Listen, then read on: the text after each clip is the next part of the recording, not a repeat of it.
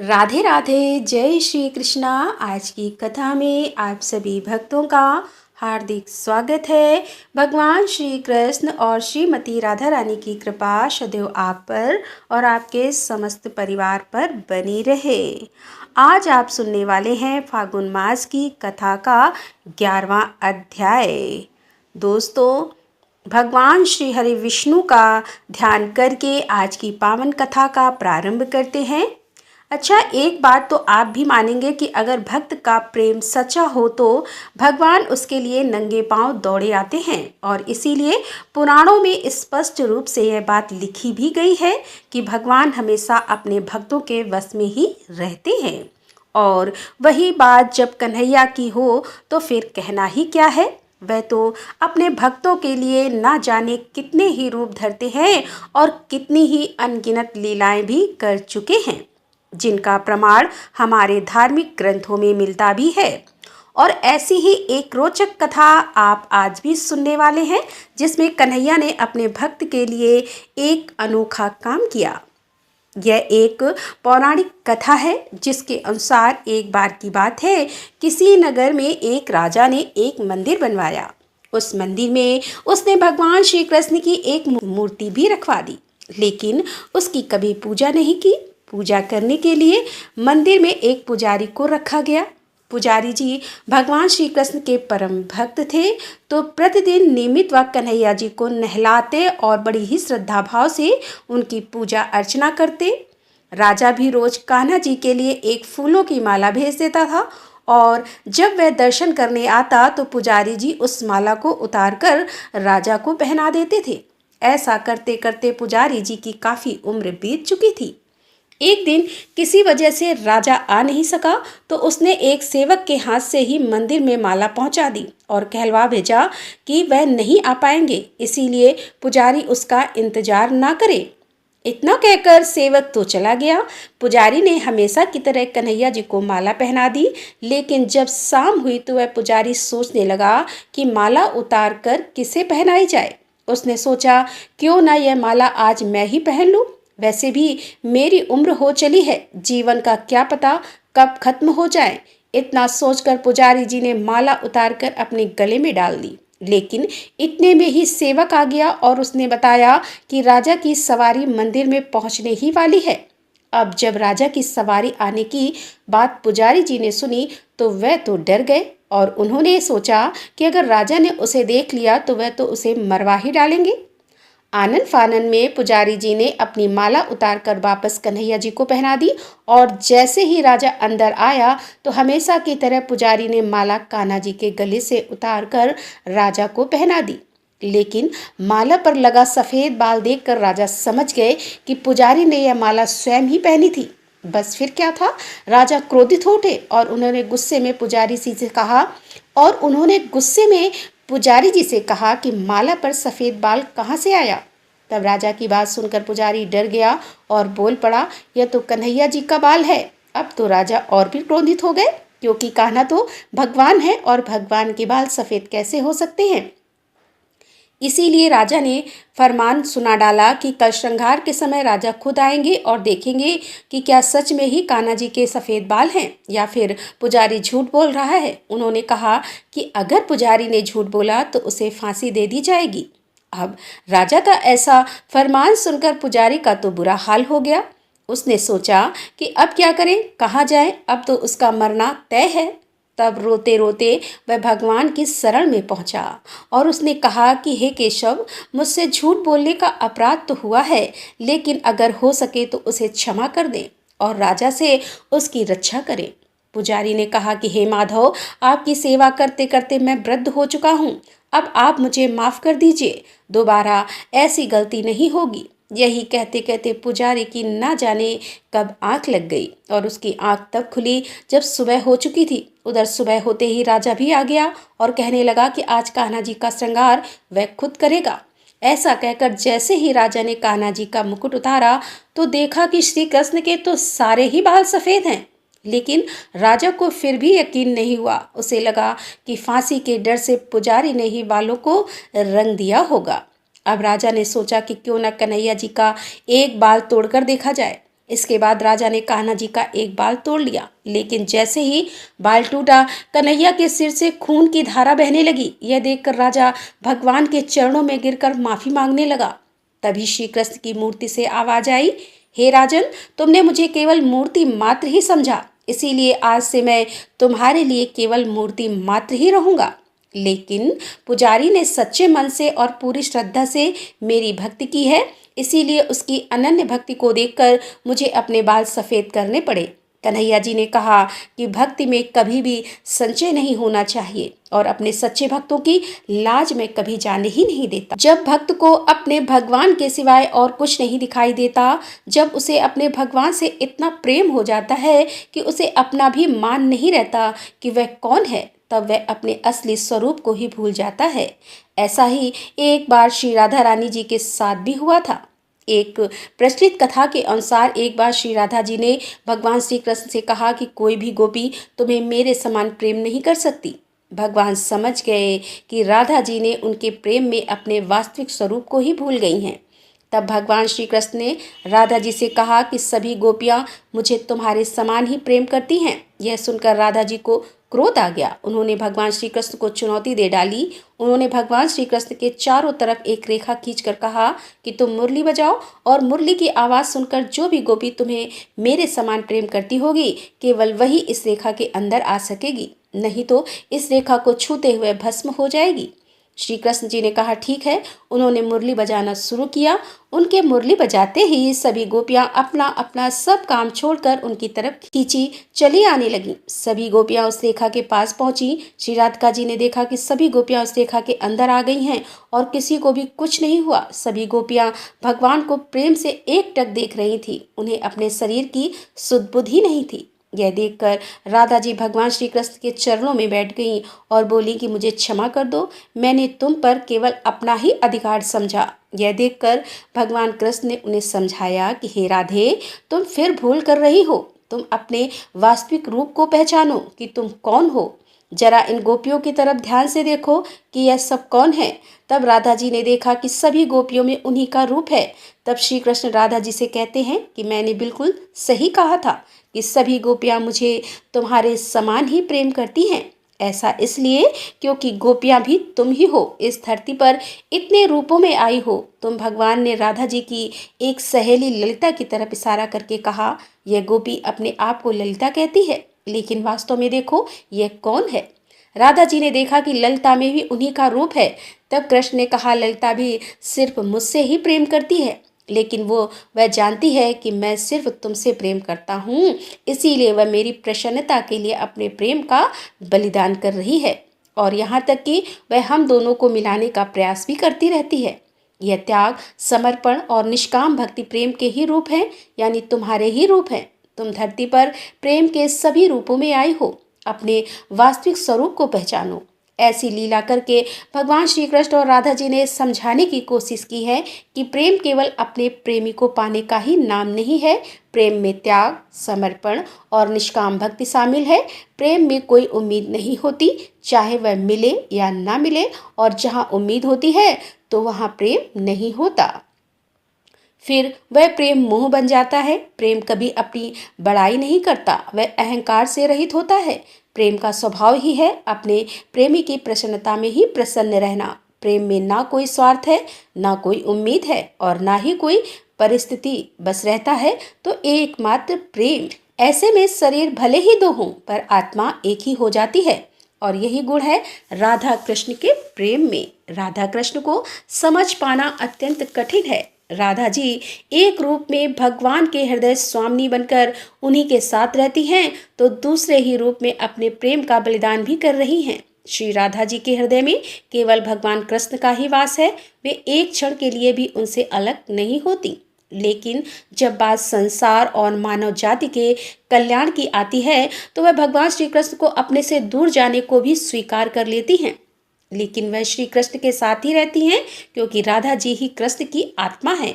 जब उद्धव जी को अपनी भक्ति का अहंकार हुआ तो भगवान श्री कृष्ण ने उनका अहंकार दूर करने के लिए उन्हें गोपियों और राधा जी के पास ही भेजा। राधा जी के दर्शन से उद्धव का उद्धार हो गया। वह प्रेम और भक्ति की सही परिभाषा को जान पाए।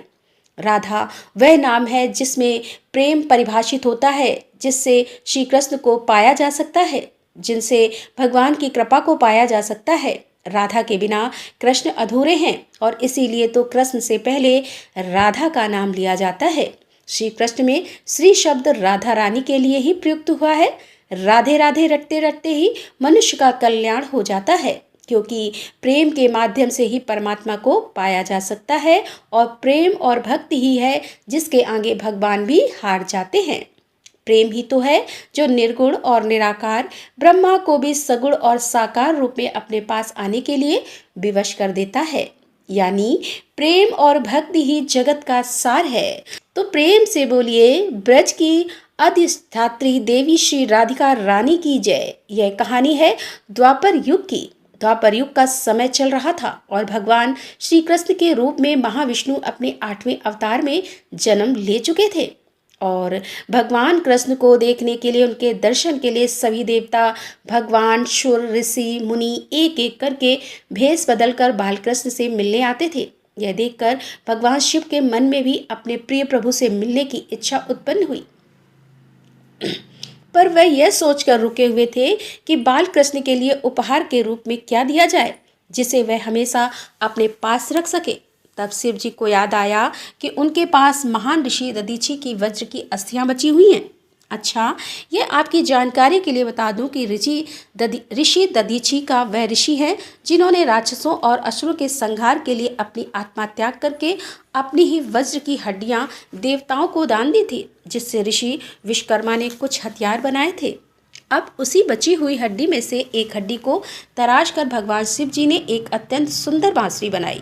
फिर जब वह बालक भगवान कृष्ण को मिले तब उन्होंने वही बांसुरी उन्हें भेंट कर दी। वह सुंदर भेंट भगवान कृष्ण को बहुत पसंद आई और भगवान शिव और भगवान कृष्ण के बीच का स्नेह देखकर उस दिन देवताओं ने भगवान कृष्ण को बांसुरी वाला इस नाम से गौरवान्वित किया और उसी बांसुरी को भगवान श्री कृष्ण ने अपने अवतार काल के अधिकतम समय हमेशा अपने साथ रखते थे। और पुराणों में इस प्रकार का वर्णन आता है कि जब भगवान श्री कृष्ण अपनी बांसुरी बजाते थे तो गोप गोपियाँ, इसके साथ ही जो भी जीव जंतु, पशु पक्षी, वह तक भगवान श्री कृष्ण की इस बांसुरी की धुन में अपनी सारी सुध बुध खोकर भगवान श्री कृष्ण के पास आ जाते थे।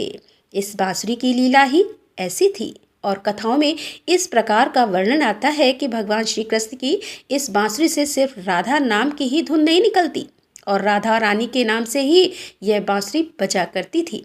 ऐसा भी कहा जाता है कि जब भगवान श्री कृष्ण अंतिम बार श्री राधा रानी से मिले और श्री राधा रानी ने अपने प्राण त्याग दिए तो इसके बाद भगवान श्री कृष्ण ने अपनी वह बांसुरी भी तोड़ दी थी और इसीलिए ऐसा कहा जाता है कि भगवान श्री कृष्ण के हाथ में जो बांसुरी है वही राधा रानी का प्रतीक है। द्वापर युग में घटित कृष्ण और राधा की कहानियाँ कौन नहीं जानता। उस वक्त देवताओं में यह चर्चा थी कि राधा रानी भगवान श्री कृष्ण की सबसे बड़ी भक्त है, पर इस बात से एक व्यक्ति बिल्कुल भी सहमत नहीं थे और वह थे नारद मुनि। वह तो अपने आप को ही भगवान कृष्ण का सबसे बड़ा भक्त मानते थे, परंतु देवताओं में राधा रानी के विषय में चर्चा सुनकर उन्हें जलन महसूस होने लगी। तब नारद मुनि के स्वभाव से भगवान कृष्ण भी अच्छी तरह अवगत थे और भगवान कृष्ण अपने भक्तों के मन में किसी भी प्रकार से अहंकार का बीज रहने नहीं देते। कोई न कोई उपाय करके अहंकार को दूर ही कर देते हैं, क्योंकि किसी भी प्रकार से भक्त के मन में अगर जलन होगी, ईर्ष्या होगी तो अहंकार होगा तो भक्ति कर ही नहीं पाएगा। और भगवान श्री कृष्ण अपने भक्तों पर बहुत प्रेम करते हैं, इसीलिए भक्ति के बीच में बाधा आने वाली हर चीज को दूर कर देते हैं। अब हुआ कुछ ऐसा कि एक दिन नारद मुनि भगवान कृष्ण से मिलने द्वारिकापुरी गए। उन्हें आता देखकर भगवान श्री कृष्ण अपना सिर पकड़कर बैठ गए। अब मुनिवर ने उन्हें देखते ही पूछा, क्या हुआ प्रभु, आप यूं सिर पकड़कर क्यों बैठे हैं? उस पर द्वारिकाधीश ने उत्तर दिया, मुनिवर, आज हमें सिर में बहुत पीड़ा हो रही है। अब चिंतित होकर नारद जी ने पूछा, तो प्रभु इस पीड़ा को मिटाने का कोई उपाय है? कृष्ण ने कहा, हाँ उपाय तो है। अगर मेरा सबसे बड़ा भक्त अपने चरण धोकर उसका चरणामृत मुझे पिला देगा तो मेरा सिर का दर्द पल भर में ठीक हो जाएगा। अब कृष्ण के मुख से यह उपाय सुनकर कुछ पल के लिए तो मुनिवर सोच में पड़ गए। यूं तो मैं ही सबसे बड़ा कृष्ण भक्त हूँ, लेकिन अगर मैं अपने पैर धोकर उसका चरणामृत प्रभु को पिलाऊंगा तो मुझे नरक जाने को जितना महापाप लगेगा। नारद जी ने यह बात रुक्मिणी और सत्यभामा से भी कही। 16,108 रानियां भगवान श्री कृष्ण की। नारद जी ने ही सोचा इन्होंने कुछ तो भक्ति करी होगी, तभी तो भगवान श्री कृष्ण की रानियां बनी हैं। इसीलिए उन्हें भी सभी रानियों से कहा कि जो भी अपने आप को भगवान श्री कृष्ण का सबसे बड़ा भक्त मानता है वह अपने चरण धोकर भगवान श्री कृष्ण को पिला दे, तो भगवान श्री कृष्ण की पीड़ा दूर हो जाएगी। लेकिन कोई भी इस बात के लिए राजी ही नहीं हुआ, क्योंकि सबको ऐसा लगता था कि अगर हम अपने चरण धोकर भगवान श्री कृष्ण को देंगे तो हमें नरक जाने से कोई नहीं बचा सकता। अब जब नारद जी को कहीं से भी भगवान कृष्ण की पीड़ा का इलाज नहीं मिला तो उन्होंने सोचा कि राधा को भी तो सब भगवान कृष्ण का बड़ा भक्त मानते हैं। इतना सोचने के बाद ही भगवान श्री कृष्ण से आज्ञा लेकर तुरंत ही राधा रानी के महल में जा पहुँचे और उन्हें प्रभु के सिर में हो रही पीड़ा उसके उपाय के बारे में वृतांत सुनाया। यह सुनकर राधा रानी ने एक क्षण भी विलंब ना करते हुए अपने चरण धोकर उसका अमृत एक कटोरी में नारद मुनि के हाथ में मिला कर दिया और कहा कि हे मुनिवर, मैं नहीं जानती कि मैं भगवान कृष्ण की कितनी बड़ी भक्त हूँ, परंतु मैं अपने ईश्वर अपने आराध्य को पीड़ा में नहीं देख सकती। राधा के मुख से यह सच्चे भक्ति भाव के शब्द सुनकर नारद मुनि की आंखें खुल गईं और वह समझ गए कि राधा रानी ही कृष्ण की सबसे बड़ी भक्त हैं और प्रभु श्री कृष्ण ने यह लीला मुझे समझाने के लिए रची थी। बात अगर कृष्ण की भक्त की जाए तो एक और कहानी आती है भगवान कृष्ण की प्रिय भक्त कर्माबाई की। कर्माबाई बचपन से ही अपने पिता जीवन राम को कृष्ण भगवान की पूजा करते हुए देखा करती थी। वह कभी भी कृष्ण भगवान को भोग लगाए बिना भोजन ग्रहण नहीं करते थे।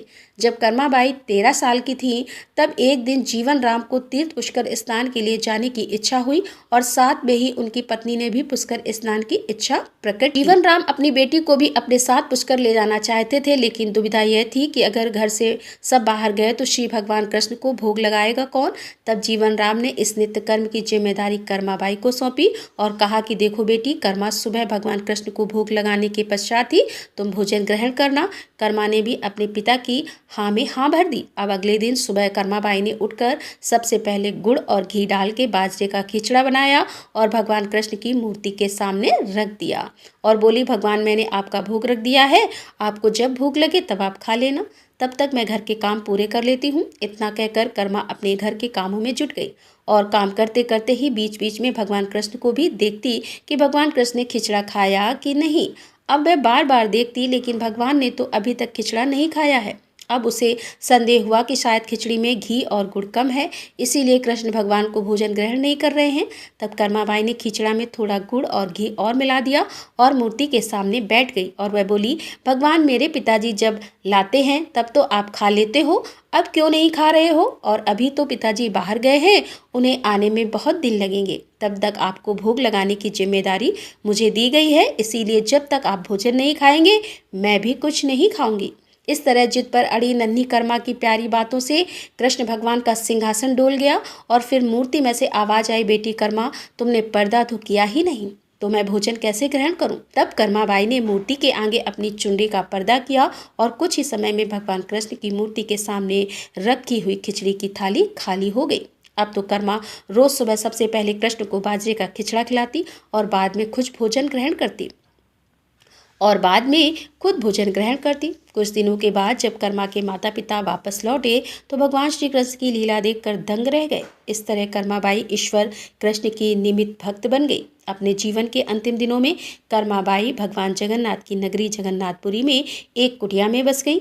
वहाँ पर एक दिन कर्माबाई की कुटिया के सामने एक तेजस्वी कांति वाला बालक आया और उसने कर्माबाई से कहा कि मुझे भूख लगी है, माँ खाना दो। उस वक्त भी कर्मा अपने भगवान कान्हा को खिचड़ा का भोग लगा रही थी। फिर कर्मा ने उस बालक को भी खिचड़ा खिलाया और उसके बाद से वही बालक हर रोज कर्मा के हाथ का खिचड़ा खाने आने लगा। यह सिलसिला भी कई वर्षों तक चलता रहा। यह बालक कोई और नहीं स्वयं जगन्नाथ भगवान थे, क्योंकि जिस दिन कर्माबाई का देहांत हो गया था उस दिन जगन्नाथ भगवान की मूर्ति की आंखों से आंसू बह रहे थे और उसी रात मंदिर के पुजारी के स्वप्न में जगन्नाथ भगवान आए और अपने दुखी होने का कारण बताया कि उनकी परम प्रिय भक्त कर्माबाई सिधार गई है। मैं रोज सुबह उसके हाथ की खिचड़ी खाता था, अब मुझे खिचड़ी कौन खिलाएगा? अगले दिन से मंदिर के पुजारियों ने निर्णय लिया कि भगवान को रोज बाजरे का खिचड़ा का भोग लगेगा और उस भोग का नाम दिया गया कर्माबाई की खिचड़ी।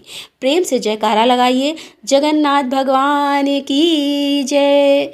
तो दोस्तों, भगवान श्री कृष्ण भक्तों के भगवान हैं। कहा जाता है कि भगवान श्री कृष्ण को अपने भक्त बहुत प्रिय हैं और माना यह भी जाता है कि जो भक्त अनन्य भाव से उनकी भक्ति करते हैं, श्री कृष्ण की भक्ति करते हैं, भगवान उनके कार्य स्वयं संवारता है। एक समय की बात है कि एक संत रहा करते थे। वे भगवान श्री कृष्ण के परम भक्त थे। श्री कृष्ण जी की मानसिक पूजा करते थे। उन्होंने भगवान श्री कृष्ण के साथ पिता और पुत्र जैसा संबंध बना रखा था कि भगवान श्री कृष्ण मेरे बालक हैं और मैं उनका पिता हूँ। इसी प्रकार वह मन में विचार करते थे, ऐसा ही वह भाव रखते थे और इसी प्रकार की उनकी भक्ति थी। इसी वात्सल्यपूर्ण भक्ति करते थे। तो वह रोज कान्हा जी को उठाते, उन्हें भोजन कराते, गोद में खिलाते और अपना पूरा वात्सल्य भगवान श्री कृष्ण पर उड़ेल देते थे। संत जी कभी कभी कहते कि कान्हा मेरी दाढ़ी नोच रहा है, तो कभी कहते कि कान्हा भाग रहा है और वह स्वयं उसके पीछे पीछे पकड़ने के लिए दौड़ते थे। इस प्रकार से भक्ति भाव में, कृष्ण भक्ति में वह पूरा संसार ही भूल गए थे। हर समय कृष्ण भक्ति में ही रमे रहते थे। एक बार संत जी ने अपने शिष्यों से कहने लगे कि मैं कभी गंगा स्नान करने नहीं गया। शिष्यों ने कहा कि गुरुजी आप काशी चले जाओ, लेकिन संत जी तो भगवान श्री कृष्ण के वात्सल्य भाव में इतने रमे हुए थे कि उन्हें लगता था कि श्री कृष्ण जी कह रहे हैं कि बाबा मैं तो अभी बहुत छोटा हूँ, बाबा अभी आप मुझे छोड़कर मत जाओ। समय के साथ साथ संत जी और भी वृद्ध हो गए, लेकिन उनका कन्हैया वही 8 साल का बालक ही रहा। उनका वात्सल्य अभी भी कान्हा के बाल रूप में ही था। संत जी इसी प्रकार से भगवान श्री कृष्ण के चिंतन में ही रहे और प्रतिदिन भगवान श्री कृष्ण के वात्सल्य में ही डूबे रहते थे। और कुछ समय के बाद संत जी अपनी उम्र पूरी करके स्वर्ग सिधार गए। शिष्य उन्हें शमशान ले जाने के लिए जाने की तैयारी करने लगे। इतने में ही 7-8 साल का एक बहुत सुंदर बालक गंगा जल का घड़ा लेकर आया और कहने लगा कि मैं इनका मानस पुत्र हूँ और मैं ही इनका संस्कार करूँगा। इनकी इच्छा थी कि गंगा स्नान करने के लिए जाएं, इसीलिए मैं उनकी इच्छा अवश्य पूरी करूँगा और इसीलिए मैं घड़े में गंगा जल लेकर आया हूँ। अब बालक ने संत जी के पार्थिव शरीर को गंगा स्नान करवाया, संत के माथे पर तिलक लगाया और उनका अग्नि संस्कार भी किया। उस बालक में एक अद्भुत सी कशिश थी कि कोई भी कुछ न बोल सका और किसी ने उससे कुछ पूछा ही नहीं। अग्नि संस्कार के बाद वह बालक अंतर्ध्यान हो गया। उस बालक के जाने के पश्चात लोगों के मन में आया कि संत जी तो बाल ब्रह्मचारी थे, उनका तो कोई पुत्र था ही नहीं। वह श्री कृष्ण को अपना मानस पुत्र मानते थे। इसीलिए भगवान श्री कृष्ण जी स्वयं ही संत के पुत्र के रूप में आए थे और एक पुत्र का धर्म निभाया, अंतिम संस्कार किया, गंगा जल से स्नान भी करवाया। एक पुत्र होने के सारे फर्ज ठाकुर जी ने पूरे किए और इसीलिए कहा जाता है अपना मान भले टल जाए, भक्त का मान ना टलत देखा, प्रबल प्रेम के पाले, पढ़कर हरि का नियम बदलते देखा। तो दोस्तों, ये थी आज की कथा पसंद आई हो तो वीडियो को लाइक करें, दोस्तों के साथ शेयर करें और हमारे चैनल पर यदि आप पहली बार आ रहे हैं तो हमारे चैनल को सब्सक्राइब कर लें। मिलते हैं इसके आगे की कथा लेकर, तब तक के लिए राधे राधे, जय श्री कृष्णा, हर हर महादेव, जय भोलेनाथ।